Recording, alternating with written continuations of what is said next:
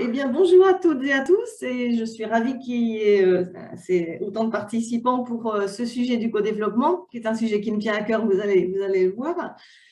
Je vais commencer par me présenter. Donc, moi, je suis Thérèse Mélier, j'ai 56 ans, j'habite sur Angers et je suis chargée de formation de métier. Donc, je suis actuellement salariée. J'ai commencé ma carrière professionnelle 2 ans en cabinet comptable et bon, ce n'était pas un environnement qui était fait pour moi. Donc, je suis ensuite rentrée chez Thyssen Ascenseur où j'ai travaillé les 4 premières années en tant que chargée de trésorerie, on va dire. Et j'ai basculé ensuite sur du contrôle de gestion puisque ma formation initiale est un DUT GEA, gestion des entreprises et des administrations. Thyssen Ascenseur, donc voilà, du contrôle de gestion. Et puis, au bout d'une quinzaine d'années, j'avais toujours l'appétence vers les ressources humaines. Hein. J'aimais ça déjà au départ dans ma formation. Donc, j'ai refait un bilan de compétences qui a conforté mes aptitudes et donc cette envie de poursuivre en ressources humaines. Donc, j'ai fait une formation à l'époque, donc j'avais 35 ans. J'ai fait ce qui s'appelait le DUGDRH, équivalent de la licence pro RH aujourd'hui. Et pendant cette formation, j'ai eu des cours sur la formation continue et ça m'a vraiment emballée. Donc, à l'issue de cette formation, j'ai travaillé pour l'entreprise JF Sesbron, donc froid climatisation, dans laquelle il n'y avait pas de service formation à part entière. Il y avait à l'époque 230 collaborateurs, mais la formation était gérée par le service RH dans sa globalité. Donc, j'ai eu l'opportunité de développer la formation continue dans l'entreprise et puis on a eu de la croissance jusqu'à 800 personnes. Donc, j'ai géré la formation pour 800 personnes sur 56 agences puisque c'était une entreprise un peu sur tout le territoire. Donc, c'était quand même une des particularités avec au démarrage à peu près 8 conventions collectives différentes. Donc, voilà, c'était quand même un beau challenge pour me lancer dans cette nouvelle aventure de la gestion de la formation. Et donc, depuis 5 ans maintenant, j'ai intégré une autre structure qui est l'entreprise Villemorin-Mikado, donc dans un tout autre environnement professionnel, puisqu'on fait partie du groupe Limagrain et on fait des semences potagères. Mais j'ai aussi intégré le service RH. La formation était gérée par mes collègues qui géraient et le recrutement et la formation. Et comme c'est une entreprise, on est quand même 500 en France. Gérer les deux, ça devenait trop compliqué. Donc, je suis venue au démarrage pour donner un coup de main sur le plan. On était en 2017. Et donc, j'ai eu la chance de pouvoir pérenniser ce poste. Et donc, maintenant, j'ai récupéré la totalité de la gestion de la formation. Donc, un périmètre complètement différent, puisqu'il n'y a que 2 sites. Le siège social qui est sur la Ménitrée, donc entre Angers et Saumur. Et on a une antenne dans le sud de la France, où ils sont une centaine de personnes entre Nîmes et Avignon. Et on a aussi des business units à l'étranger, puisqu'on est une entreprise multinationale. Donc, voilà pour mon parcours professionnel. Quand je suis arrivée en 2017, donc j'ai appris qu'il y avait eu dans l'entreprise une enquête QVT. Donc, ça va vous parler à vous tous, vu vos profils dans ce que j'ai lu. Ça a été fait en 2014 et il y a eu une autre enquête remise à jour en 2018. Donc là, j'étais là. Et la prestataire qui a proposé cette enquête, après, a proposé pour Action de mettre en place des groupes de co-développement. Bon, je ne savais pas à l'époque ce que c'était que le co-développement. Et donc, j'ai eu l'opportunité, j'ai demandé à pouvoir participer à un groupe pour voir ce que c'était. Et en fait, je suis tombée dedans et depuis, je n'arrive pas à en sortir parce que voilà, ça me passionne. Alors, avant de vous expliquer un petit peu ce que c'est, alors je ne sais pas si certains d'entre vous connaissent le co-développement. Oui, Solène, je vois oui. Est-ce qu'il y a d'autres personnes? Daphné, ok. Après, je ne vois pas tout le monde à l'écran, donc bon, on verra au fur et à mesure. Et très bien, comme ça, on pourra échanger au fur et à mesure de ma présentation. Moi, je vais vous présenter la façon dont moi aussi j'anime le co-développement. Mais avant de rentrer dans ce vif du sujet, je voulais aussi faire le lien avec le MFQM, hein, merci à Delphine de me donner cette opportunité, hein, de vous présenter la méthode. En fait, j'ai connu le MFQM grâce au service QSE aussi de l'entreprise, puisque quand je suis arrivée, ils étaient déjà adhérents, bien évidemment, et le lien était surtout sur des formations liées à la QVT. Et je pensais que vous ne faisiez donc au MFQM que des formations liées à la QVT. Et en fait, en creusant un petit peu, j'ai compris toute la richesse de votre association, avec l'étendue à des formations managériales, à de l'intelligence collective, hein, j'ai pu découvrir ça il n'y a pas longtemps, mais aussi à tous les échanges qui se font dans les entreprises, les réunions de travail sur des thèmes et toute cette dynamique. Et donc, je regarde ça régulièrement pour moi proposer en fonction des thèmes les journées à des salariés d'entreprise qui sont dans tel ou tel endroit d'entreprise et pour qui le thème peut entrer en résonance. Donc, par exemple, j'ai vu qu'il y a quelque chose sur le lean management dans peu de temps. J'ai eu une demande de formation d'un salarié il n'y a pas longtemps. Donc, voilà, je me dis, ça peut être une opportunité de compléter l'action de formation. Donc, en fait, c'est super intéressant de voir toute cette dynamique qu'il peut y avoir par l'association. Donc, voilà ce qui m'a amené à questionner Delphine il y a peu de temps sur est-ce que ça serait intéressant de faire une intervention pour présenter ce thème. Puisque donc, comme je vous disais, je suis séduite par la méthodo. Donc, j'ai été formée, donc j'ai d'abord participé, pour revenir au co-développement, j'ai participé dans un groupe en 2019. Donc, on était 5 ou 6 et donc il y avait autant de réunions que de participants. Donc, voilà pourquoi j'ai assisté à 6 ateliers.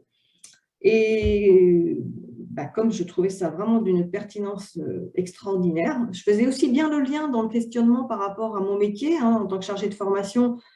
Tout ce que j'aime faire, c'est avant tout questionner les salariés par rapport à la demande exprimée.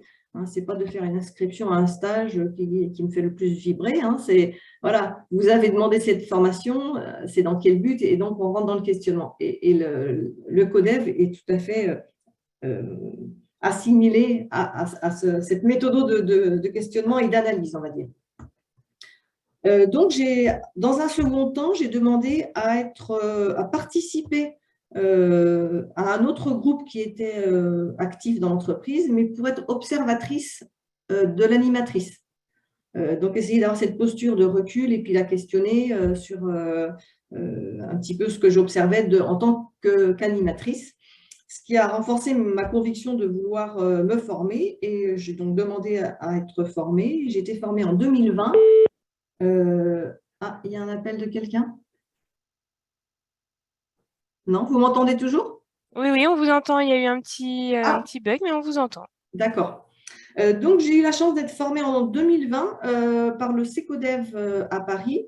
Et donc, j'ai été formée, c'était au mois de mai, donc on était en plein confinement. Donc, j'ai eu l'opportunité d'être formée à distance, donc ce qui me permet de vous dire que je peux animer à distance puisque j'ai été formée dans ce contexte-là et que depuis, je fais des séances aussi d'entraînement avec les gens avec qui je me suis formée, plus d'autres personnes en formation, hein, pour dire on anime un petit peu, on travaille notre façon d'appréhender les animations. Et donc ça se fait toujours à distance puisqu'il y a des gens d'un petit peu partout en France. Donc, ça peut être aussi intéressant de savoir que ça s'anime très bien, puisqu'on a en général des groupes de 6. Donc, voilà, c'est tout à fait gérable à distance. Donc, ça, c'était 2020. Et j'ai commencé donc, à animer dans l'entreprise en 2021, donc depuis l'année dernière. J'ai actuellement 4 groupes. 4 groupes qui vivent, pour lesquels on est rendu à entre 3 et 4 séances d'entraînement. Voilà, donc est-ce que ce stade, vous avez déjà des questions avant que je rentre dans le détail de ce qu'est un atelier de co-développement ou des remarques?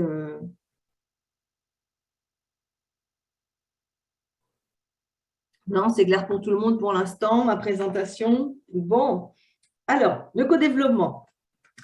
Le co-développement, c'est un atelier collaboratif.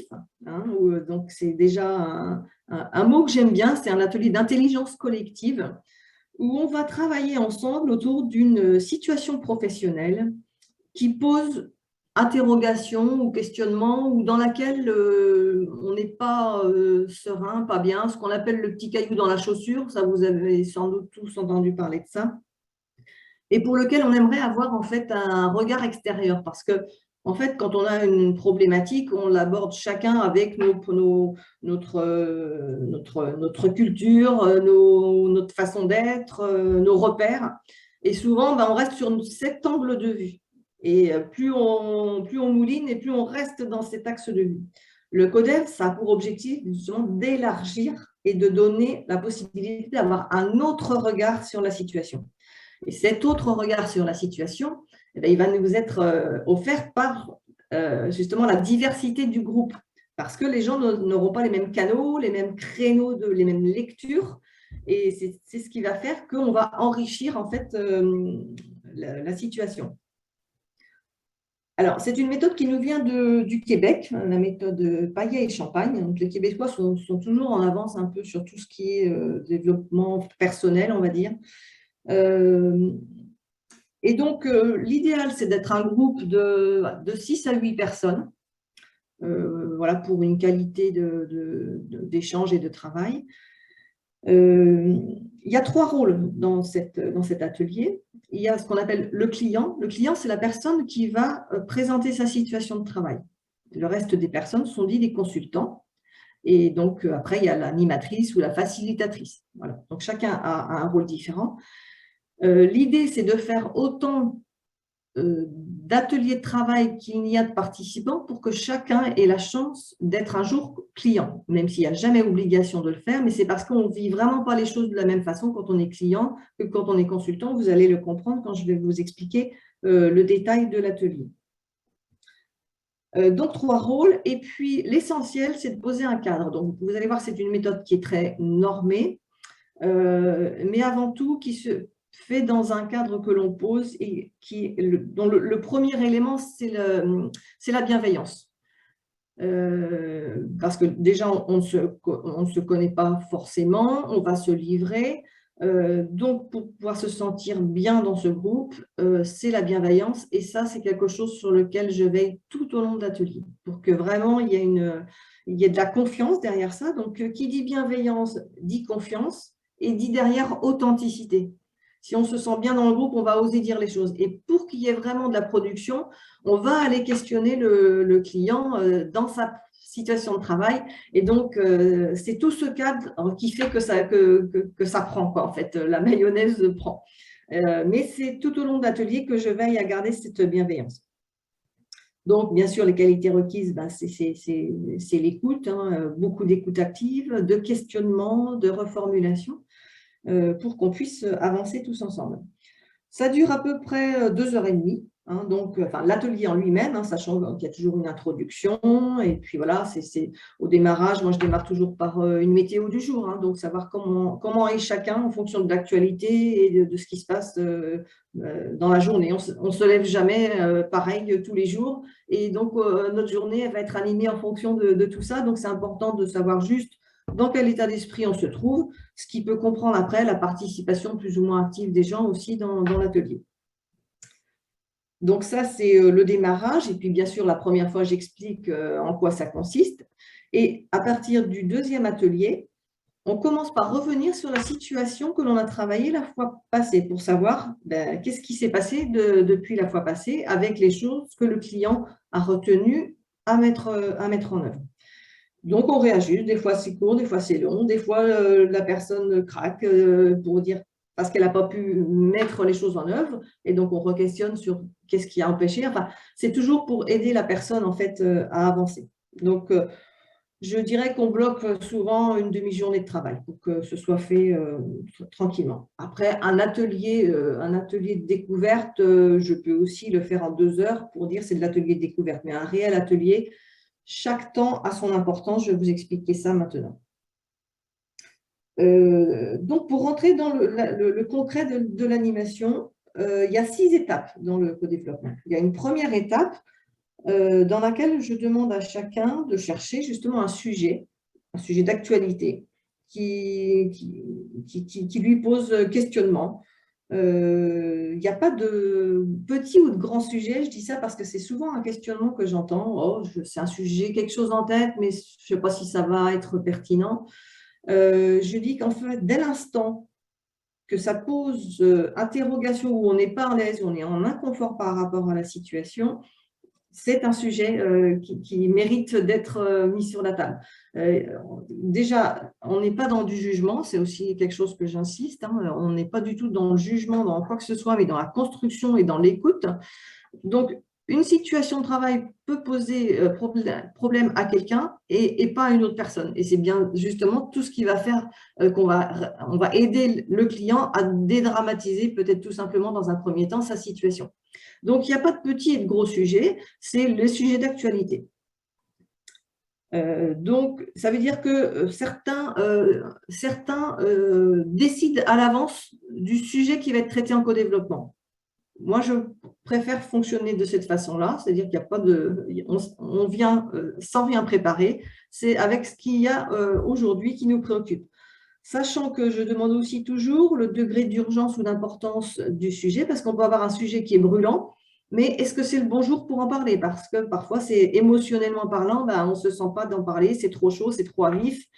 J'ai connu des situations comme ça où finalement, quand on met le cadre de bienveillance, ben, ça permet quand même tout de suite à la personne de repartir allégée, mais c'est vraiment le client qui va décider est-ce que c'est le bon moment pour en parler maintenant. Donc voilà, on décide ça, chacun expose sa situation et puis on vote sur quel est le sujet que l'on traite. Voilà, donc ça prend à peu près 20 minutes.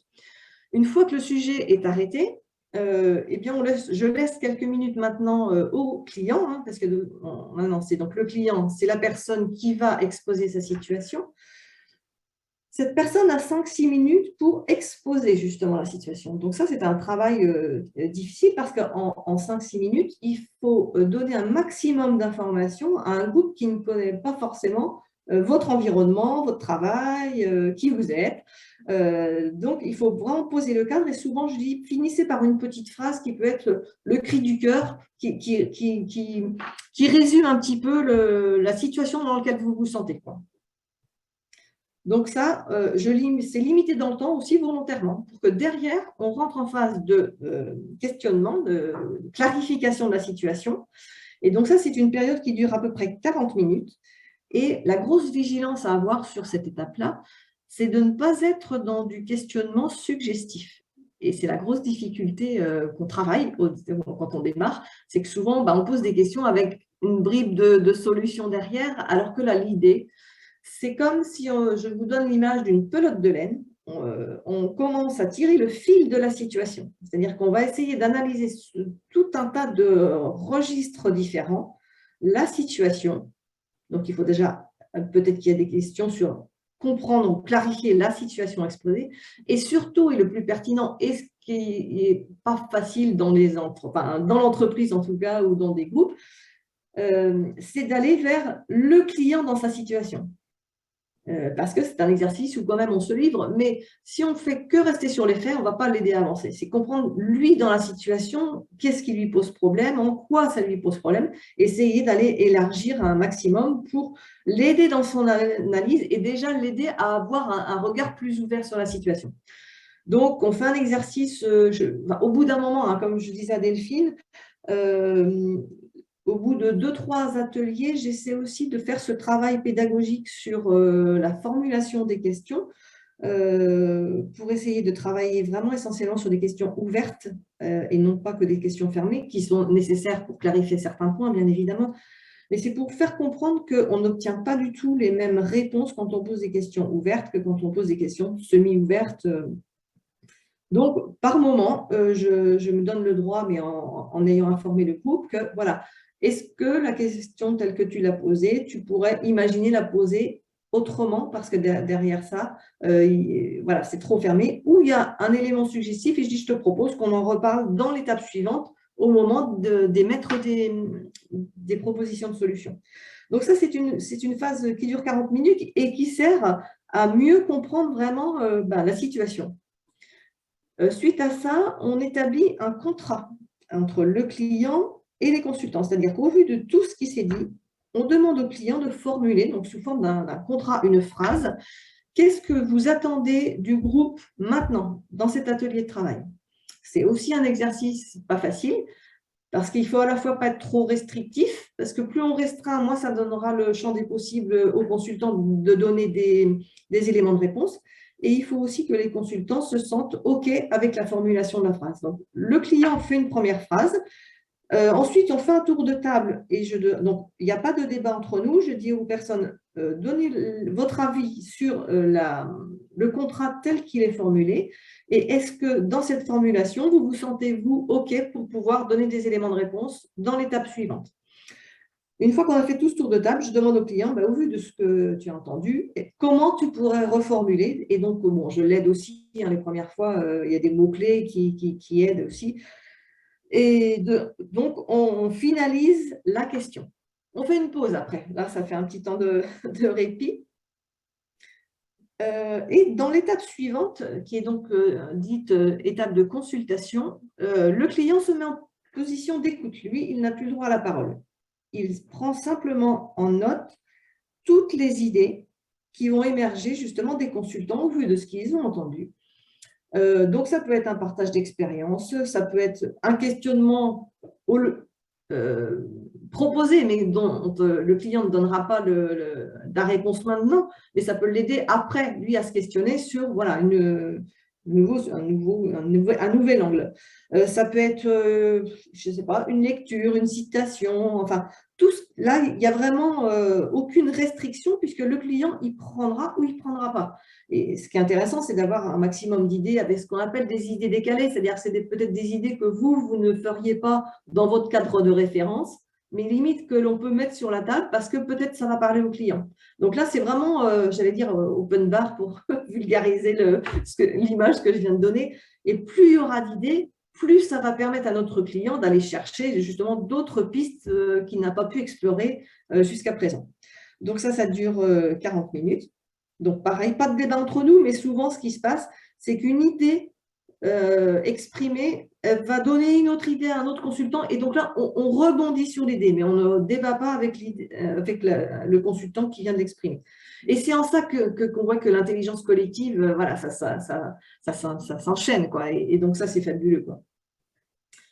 À un moment donné, il faut arrêter parce qu'il y a toujours de la production. Donc, à un moment donné, on fait un arrêt aussi. C'est en ça que c'est une méthode qui est chronométrée, enfin, à peu près, mais qui a chaque temps a son utilité.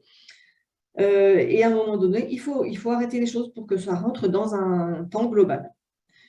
Une fois que ça s'est fait, eh bien, le client reprend un petit peu tout ce qu'il a entendu. Et là, on revient un petit peu, on est parti de l'action exprimée, on a été dans une phase d'analyse, de questionnement, et on revient dans l'action à la fin de l'atelier, dans le sens où le client, il va établir un mini plan d'action. Donc, parmi tout ce qu'il aura entendu, il va faire des choix sans avoir à se justifier non plus, parce qu'il n'y a pas à se dire c'est un tel ou un tel qui a émis l'idée, ce n'est pas ça qui compte. C'est qu'est-ce qui aura parlé à notre client et qui pour lui est nouveau parce qu'il n'avait pas vu sa problématique sous cet angle de vue.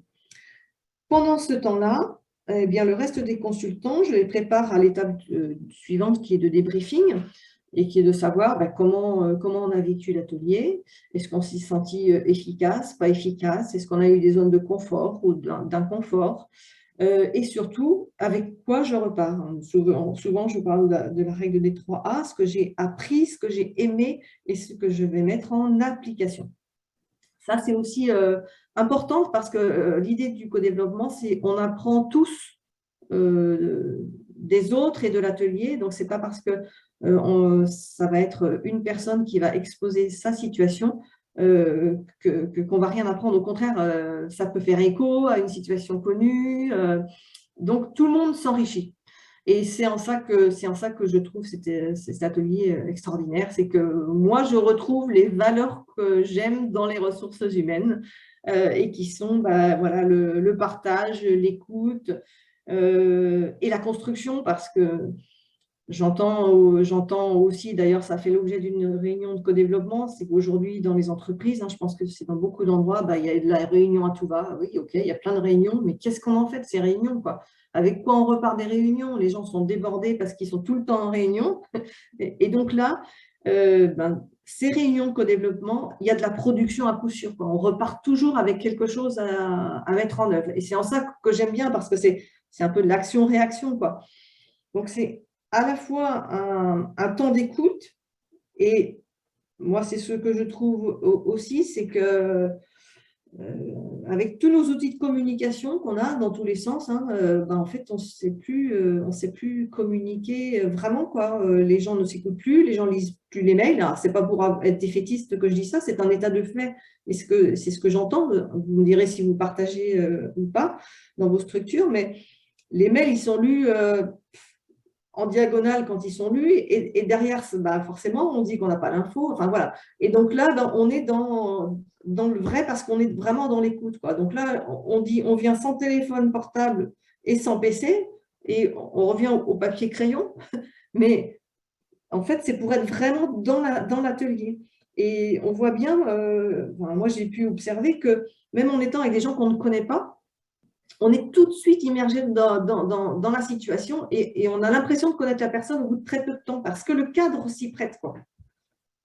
Donc, bien évidemment, s'il y a quelqu'un qui me dit en arrivant, là, j'ai vraiment un truc sous le feu, j'attends un coup de fil, c'est évident qu'il y a de la tolérance par rapport à ça, bien entendu. Mais il y a un temps de pause qui est dédié à ça. Et pour qu'il y ait une efficacité dans la production et dans l'écoute, eh bien, je pose ce cadre-là. Voilà, en gros, ma présentation. Alors, j'ai beaucoup parlé, je vais vous laisser la parole pour savoir quelle réaction ça vous amène. Et puis, si vous avez des questions, bien sûr, l'idée, c'est de partager.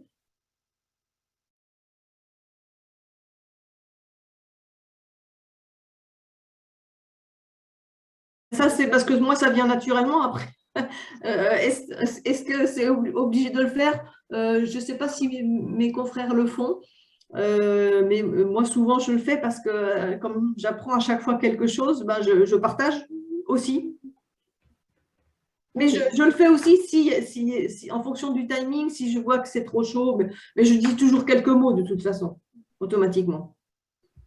Si je vois dans le chat, tu avais posé une autre question. Tu demandais combien de temps dure la formulation du contrat. Alors, la formulation du contrat, on est sur normalement 10 minutes. Et alors ça, c'est normalement. Alors, j'ai vu, la plupart du temps, c'est difficile d'être dans les 10 minutes parce que ce n'est pas un exercice facile. Et la fois dernière, cette semaine, j'ai animé un atelier. En 4 minutes, ça a été fait. Donc, je dirais, il n'y a pas de règle. Moi, ce que je fais, puis au fur et à mesure, au départ qu'on anime, on essaie d'être très dans le cadre, dans le timing, parce que c'est important quand même, chacune des étapes. Mais quand on commence à avoir l'habitude, bon, je sais à quel moment je vais pouvoir réguler. Donc, et sur un moment clé comme ça, tant pis si c'est un quart d'heure ou 20 minutes, parce que c'est tellement important d'être OK pour que derrière, il y a la production en adéquation que voilà, je m'adapte, on va dire.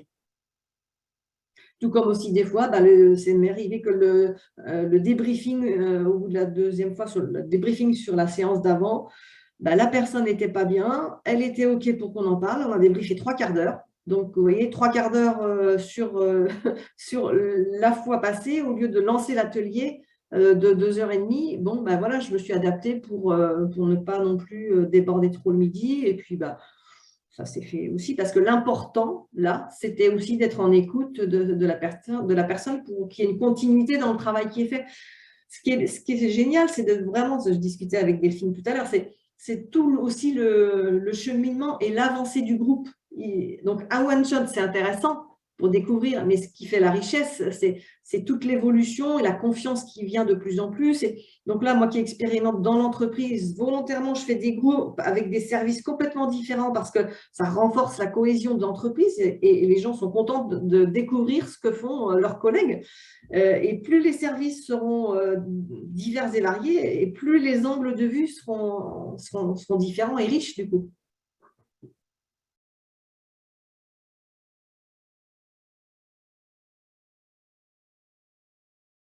Chez Mille Morin, c'est arrivé sous l'angle de la QVT.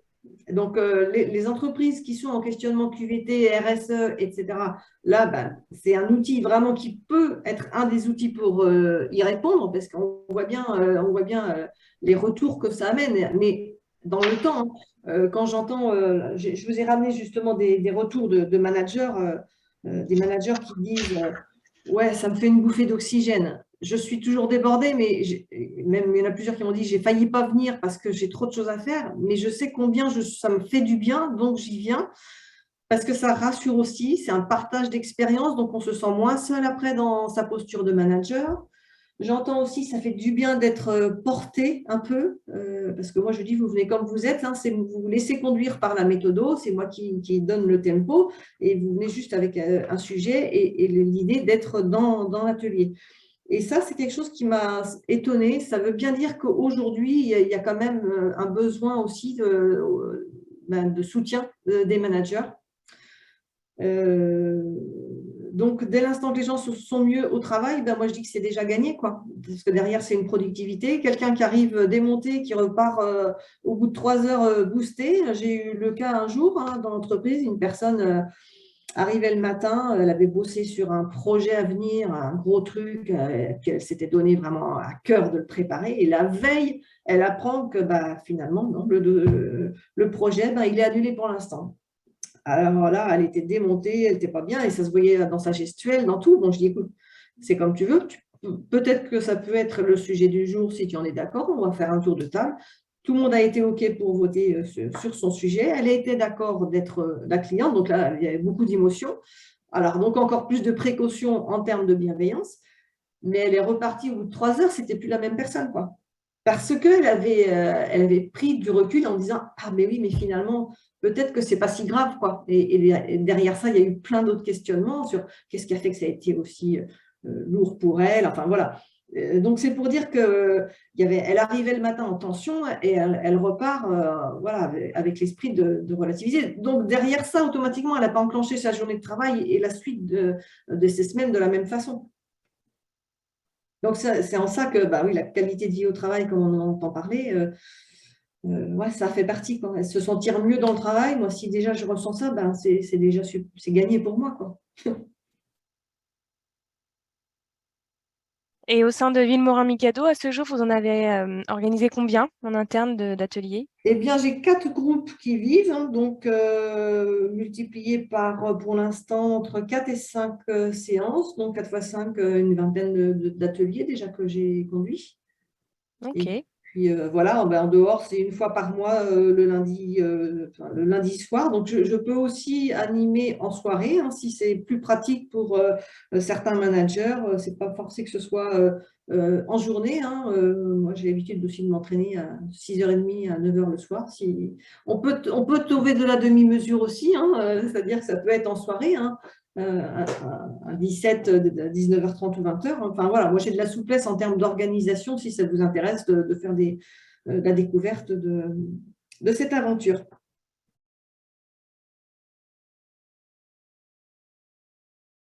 Il y a les deux cas. Il y a eu parfois des managers qui ont soit exprimé une problématique auprès de notre RH aussi, par exemple, et puis elle a dit bah, tiens, parle du co-développement avec Thérèse. Et puis donc c'est venu là. Et donc bah, après, c'est moi qui vais chercher en fait les managers et je leur propose. Et alors l'année dernière, à la rentrée l'année dernière, il y a eu un webinaire qui a été demandé pour tous nos managers. Il y a souvent des réunions managers sous forme de demi-heure sur des thèmes récurrents. Et donc, l'année dernière, il m'avait été demandé de chercher, donc avec un prestataire extérieur, à animer un webinaire sur comment on réaccueille les salariés après les périodes de télétravail. L'année dernière, on commençait à revenir tous un petit peu sur site, hein, comme partout. Et donc, il y a eu un webinaire là-dessus pour comment on anime un management hybride, en fait. Et donc, lors de ce séminaire, de ce webinaire, pardon, eh bien, il a été évoqué le CODEV et un des managers du comité de direction en a profité pour redire que j'étais là dans l'entreprise pour animer. Donc, ça s'est tombé très bien. Comme ça, tous les managers ont eu l'info et certains sont revenus vers moi après pour dire moi ça m'intéresse. Donc voilà. Puis après, moi il y a des gens que je pressens maintenant. Maintenant ça fait 5 ans que je suis dans l'entreprise, donc je connais les services, les problématiques, je vois les gens avec qui ça pourrait matcher, d'autres où j'évite. Mais en gros, c'est moi qui vais solliciter les gens en disant tiens, là, je vais lancer un groupe, est-ce que ça t'intéresse de tenter l'aventure dans ce groupe? Et puis, c'est comme ça que ça s'est fait.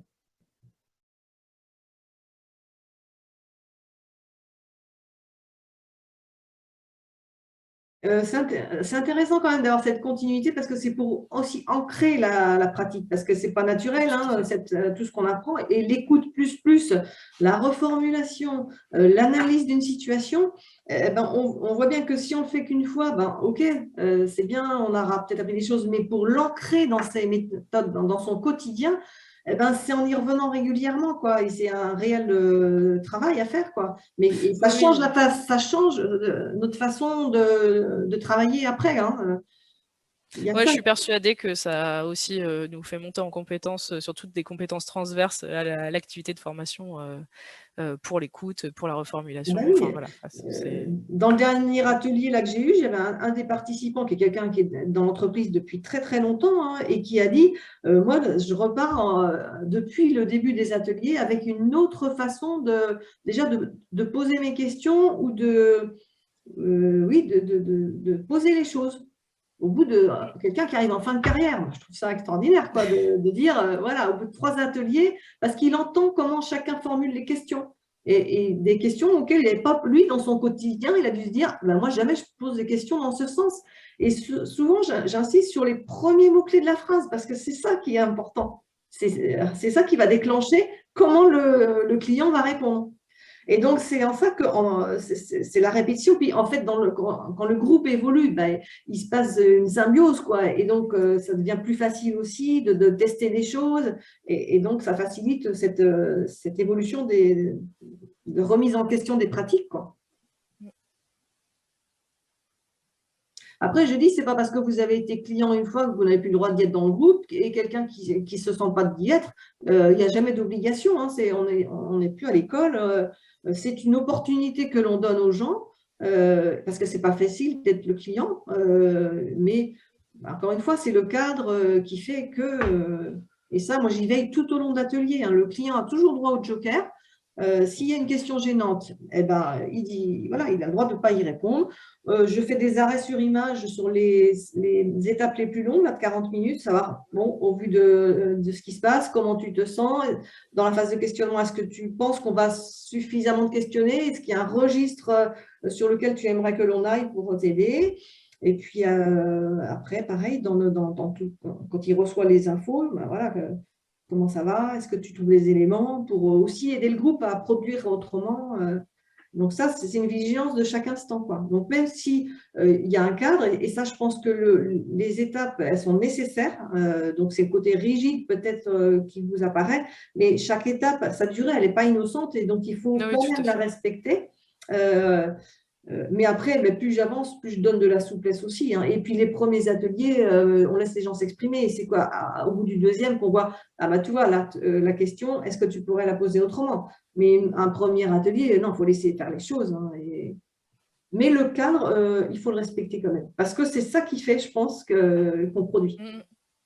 Donc, c'est beaucoup de dosage à faire, hein. Effectivement, c'est beaucoup de dosage à faire. Mais c'est ça qui est intéressant, c'est qu'il n'y a pas 2 ateliers qui se ressemblent. Et à chaque fois, c'était une nouvelle aventure, même pour moi en animation, quoi. Mais j'en repars à chaque fois boosté de tout ce qui peut ressortir et les interactions. J'observe aussi le non-verbal. On voit plein de choses qui se passent dans un atelier, quoi. Et Thérèse, justement, avant chaque atelier, donc c'est vous qui déterminez qui y participera, ou est-ce que vous faites un appel en disant voilà, je vais monter un groupe, qui veut participer? Pour la première fois, c'est ce que je disais tout à l'heure, si j'ai une ou 2 personnes qui m'ont demandé, je vais proposer à d'autres managers. Ou là, si je veux faire un 5e groupe, parce que je n'ai pas d'autres questions, je vais essayer de voir aussi, je questionne aussi ma RH pour savoir, tiens, est-ce qu'il y a des sujets en ce moment dont on entend parler et puis voilà. Et si je sais que voilà, il y a des problématiques particulières, je vais dire, tiens, pourquoi pas aborder sous cet angle du codev, et je vais aller chercher un manager, et puis je constitue un autre groupe. Là, ce qui s'est passé aussi, la dernière fois, j'avais donc 2 groupes et dans l'un, j'avais souvent des absences récurrentes. Donc, sur un groupe de 6, 2 absents à chaque fois, c'est problématique. À 4, on peut animer, mais c'est mieux quand même à 6. Et donc, là, la dernière fois, j'ai fait un groupe en fusionnant 2 groupes qui avaient le même stade d'avancement. Donc, pour dire que ce n'est pas forcément figé non plus, si on est au bout de 2 séances, qu'il y a quelqu'un qui s'intéresse, je peux aussi le ramener dans un groupe et puis voilà, on l'accueille et puis on l'embarque dans le groupe. Enfin, ce n'est pas figé de chez figé, quoi. Enfin, ma façon de faire, non, c'est… Donc, quand il y a un décalage entre quelqu'un qui a suivi 5 sessions avec un groupe et puis on ne va pas l'amener sur le 6e que de l'amener quelqu'un sur le 2e ou le 3e. Et justement, étant donné que vous êtes dans une grande entreprise, les gens se connaissent peut-être pas forcément ou n'ont peut-être pas directement travaillé ensemble. Est-ce qu'en début d'atelier, vous prévoyez un petit temps d'inclusion ou un petit temps de connaissance des uns et des autres? Oui, bien sûr. On fait toujours un premier tour de table. Ouais. Toujours. Et ça, rien que ça, déjà, les gens sont surpris. Ah, je ne savais pas ce que tu faisais. Et donc, ça facilite aussi le contact pour après, en dehors de l'atelier, quand voilà, ils savent où ils travaillent, eh bien, ça peut être aussi des questions qui viennent après à une situation. On va l'appeler le collègue parce qu'on sait qu'il a vécu ça ou on sait que ça peut être une ressource, quoi. Donc, ça crée vraiment de la cohésion, du partage dans l'entreprise après, quoi. J'entends aussi beaucoup ça, ouais.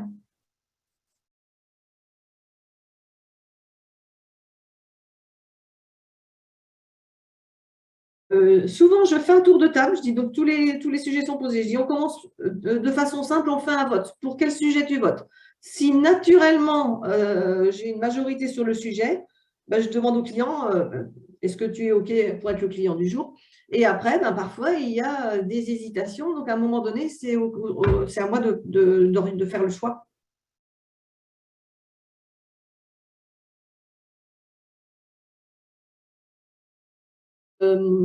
Ce que je proposerais, de toute façon, ça ne serait pas de faire un codef qu'avec les gens du service, parce que sinon, ils vont continuer à pédaler dans leur registre. Ce que je proposais, c'était de dire, s'il y a 4 personnes intéressées, on en prend 2 dans un groupe, et moi, je vais aller chercher derrière d'autres personnes d'autres services, mais quand même qui ont peut-être un profil d'assistante aussi, mais pour avoir un autre angle d'approche. Et donc, c'est ça que je leur ai dit, c'est que parce que rester qu'entre elles, ça ne va pas avoir un effet productif. Et pareil. Donc, j'ai proposé toutes les différentes situations, mais je pense qu'elles ont peut-être peur d'aller creuser parce qu'on sait qu'au-delà de la façade, on va aller travailler et creuser. Et tu parlais sinon de managers qui se réunissent, mais dans une même équipe. Donc là, par contre, ça peut exister des managers d'une même équipe? Dès l'instant qu'il n'y a pas de lien hiérarchique, pour moi, c'est OK. Ouais. Oui, c'est ça. Tu évites qu'il y ait aucun lien hiérarchique. Et tu parlais des fois, les gens ne sont pas toujours là, donc tu réunis des groupes d'un même… tu as dit quoi? Tu as dit même niveau, je crois, ou même stade d'avancement. Qu'est-ce que tu entends par stade d'avancement? Parce qu'à chaque fois, c'est le même déroulé. Qu'est-ce qui avance? C'est ce que je disais. Un groupe, quand il s'est réuni une fois ou quand il s'est réuni 3 ou 4 fois, eh bien, il y a un collectif, il y a quelque chose qui s'est créé. Donc, c'est comme dans tout groupe, intégrer un groupe existant, ce n'est pas toujours simple. Oui, c'est ça. Et juste… Voilà. Donc, c'est pour ça que souvent, je dis, on va faire un cycle complet où chacun aura été le client. Mais si j'ai trop de désistement sur un groupe, là, en l'occurrence, c'est un groupe qui vivait depuis un petit moment. Donc, il y avait eu un certain nombre de séances. Et je l'ai rapproché d'un autre groupe qui avait autant de séances pour bien connaître déjà la méthodo et en quoi ça consiste. Et puis après, je savais aussi que les participants des 2 groupes, ça allait matcher. Enfin, Ça doit générer une maturité dans la capacité d'écoute, de dialogue. Oui, mais c'est énorme. L'écoute active, pour beaucoup, c'est surprenant. Et au départ, tu disais que tu proposais un nombre de séances équivalent à peu près au nombre de personnes pour que chacun ait la possibilité d'être client. Oui. Ça perdure à la demande, c'est ça? Oui. Et il y a même des gens, une fois qu'on a fait un cycle complet d'une année, je leur dis, est-ce que pour vous, c'est pertinent de continuer? Et en fait, oui. Donc, parce que voilà, au bout d'un an, il y a toujours des sujets d'actualité en fait dans l'entreprise. Donc, ce qu'ils ont compris, c'est que c'était un temps qui les ressource en fait et qui les fait avancer. Donc, même si on a bien compris la méthode, c'est une bonne chose parce qu'on va aller encore plus loin et on va aller poser des questions plus facilement et directement. Donc, là, quand on a compris cette façon d'analyser, peut-être que ça va être encore de plus en plus riche quoi, au niveau du questionnement. Et il n'y a pas de sujet, par exemple, il y a un sujet qui peut être vraiment un gros caillou dans la chaussure par rapport à une difficulté de fonctionnement, d'organisation. Ça peut quand même être traité là pour apporter, pour aider la personne à prendre du recul et savoir par quel bout elle va y aller. Ah bien sûr, la seule condition, c'est qu'il faut que le client il soit OK. Donc, je demande aussi le degré d'urgence ou d'importance sur l'échelle de 0 à 10 où vous en êtes aujourd'hui. Ça peut être un 8. Je dis, alors, est-ce que c'est un 8 et que tu es prêt à en parler? Et là, comme l'exemple dont je vous ai parlé tout à l'heure sur le projet là, qui est tombé à l'eau, la personne, elle n'était vraiment pas bien du tout, quoi. Et là, ça a été brûlant, mais tout le monde était d'accord. Donc là, la bienveillance plus, parce qu'on connaît le côté émotionnel qui va être lourd. Mais on l'a fait. Et c'est en ça que ça a été une réussite, parce que voilà, ça a tout. Elle a baissé en pression, elle a pris du recul sur cette situation. Elle ne voyait que ça, en fait, dans son activité de travail. Et est-ce qu'à l'inverse, tu as constaté des personnes qui quittaient le groupe, enfin qui n'étaient vraiment pas à l'aise avec ce côté collectif Une fois. Petit que... J'ai eu une fois un manager, mais alors c'est rigolo parce que j'étais pas sûre de mes billes. C'est un manager qui est assez contestataire, on va dire, ou il est facilement critique, mais pas toujours critique positive. Donc, je l'ai invité parce que je fais exprès aussi d'inviter des personnes comme ça pour aussi, moi, me tester dans l'animation parce qu'on peut pas, on n'est pas dans le monde des bisounours hein, où tout le monde s'entend très bien et c'est pour faire progresser tout le monde. Et donc, comment on fait avec des gens comme ça? Donc, volontairement, dans 2 groupes différents, j'ai invité des managers que je ne connais pas si simple. Et ce manager-là, il est venu, il a très bien joué le jeu. Il a trouvé la méthode intéressante, mais pour autant, après, il n'avait jamais le temps d'y revenir. Comme par hasard, qu'il n'y a pas de hasard. Et il avait été client ou il était consultant? Non, il n'était pas client. Et j'ai un autre cas aussi, effectivement, de quelqu'un qui me demandait depuis longtemps d'y participer. En plus, c'était une élue, donc avec cette idée de « ouais, on propose toujours que des formations ou la nouveauté au manager, blabla, blabla ». Donc, je l'ai conviée à un atelier un jour. Elle est venue une fois.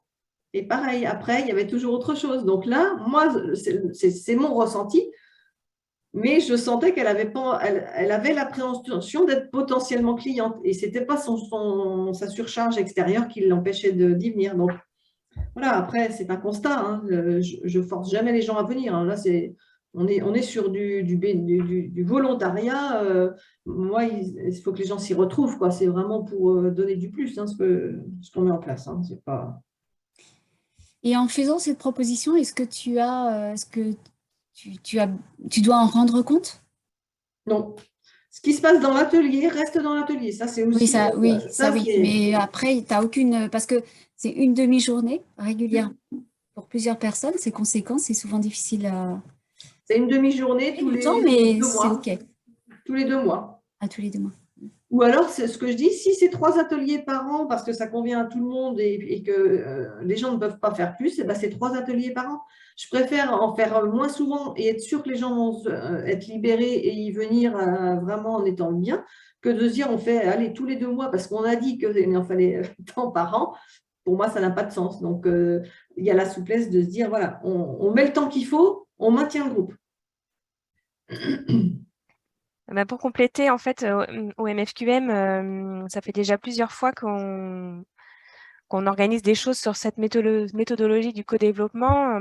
Il y a quelques années, on proposait des ateliers de co-construction qui étaient déjà basés sur cet atelier.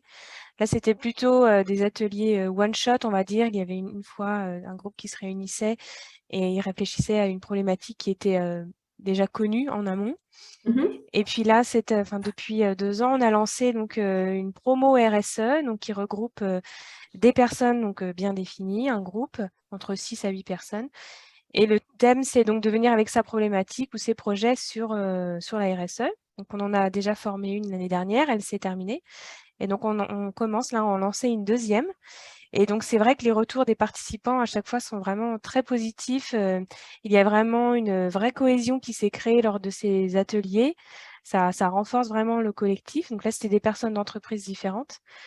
Et voilà, les retours étaient vraiment positifs. Le respect aussi de la méthodologie a vraiment son importance dans la réflexion, dans l'apport de solutions aussi, de pistes d'action. Donc voilà, vraiment, je pense que ça a une vraie force, ces ateliers. Vous prêchez une convaincue, forcément, pour moi. Avant de conclure, est-ce que quelqu'un aurait encore une dernière question? C'est bon? Ok. Écoutez, merci pour votre participation et puis merci beaucoup Thérèse pour cette présentation très dynamique des ateliers. Donc, on vous recontactera pour cet atelier. On va réfléchir avec Thérèse aux modalités, mais voilà, on va vous recontacter pour organiser ça. Merci en tout cas de votre participation et puis merci encore à Thérèse. Merci à vous tous et belle journée à vous. À bientôt. À bientôt.